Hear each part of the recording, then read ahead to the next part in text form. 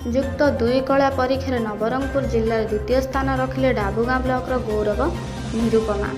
ଚଳିତ ବର୍ଷର ଯୁକ୍ତ 2 କଳା ପରୀକ୍ଷାରେ ଡାବୁଗାଁ ଭୈରବ କନିଷ୍ଠ ମହାବିଦ୍ୟାଳୟର ଛାତ୍ରୀ ନିରୁପମା ବିଷୋୟୀ ସର୍ବୋଚ୍ଚ 470 ନମ୍ବର ରଖି ନବରଙ୍ଗପୁର ଜିଲ୍ଲାରେ ଦ୍ୱିତୀୟ ସ୍ଥାନ ଅଧିକାର କରି ଡାବୁଗାଁ ବ୍ଲକର ନାମ ଉଚ୍ଚ କରିଛନ୍ତି।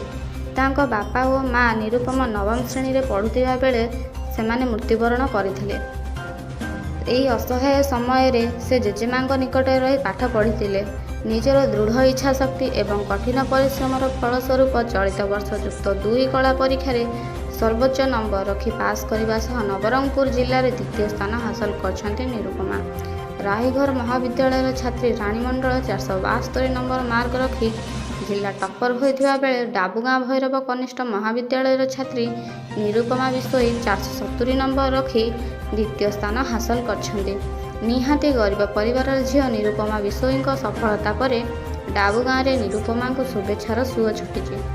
ଭୈରବ କନିଷ୍ଠ ମହାବିଦ୍ୟାଳୟର ଅଧ୍ୟକ୍ଷ ଶଶାଙ୍କ ଶେଖର ତ୍ରିପାଠୀ, ସମସ୍ତ ଅଧ୍ୟାପକ ଓ ଅଧ୍ୟାପିକା ତଥା ଡାବୁଗାଁର ବହୁ ଶିକ୍ଷାବିତମାନେ ନିରୁପମା ବିଷୋୟୀଙ୍କ ଉଜ୍ଜ୍ୱଳ ଭବିଷ୍ୟତ କାମନା କରିଛନ୍ତି। ନିରୁପମା ବଡ଼ ହୋଇ ଅଧ୍ୟାପକ ହେବାର ଯେଉଁ ସ୍ୱପ୍ନ ଦେଖୁଛନ୍ତି ତାହା ନିଶ୍ଚୟ ପୂରା ହେବ ବୋଲି ତାଙ୍କ କଠିନ ପରିଶ୍ରମରୁ ଜଣାପଡ଼ୁଛି। ଡାବୁଗାଁ ଭୈରବ କନିଷ୍ଠ ମହାବିଦ୍ୟାଳୟରୁ 252 ଛାତ୍ରଛାତ୍ରୀ ପରୀକ୍ଷା ଦେଇଥିବା ବେଳେ 45% ତଥା 113 ଜଣ ପରୀକ୍ଷାର୍ଥୀ ଉତ୍ତୀର୍ଣ୍ଣ ହୋଇଛନ୍ତି। ନବରଙ୍ଗପୁର ଶଙ୍କର ପାତ୍ରଙ୍କ ରିପୋର୍ଟ, ନ୍ୟୁଜ୍ 7 ଓଡ଼ିଶା।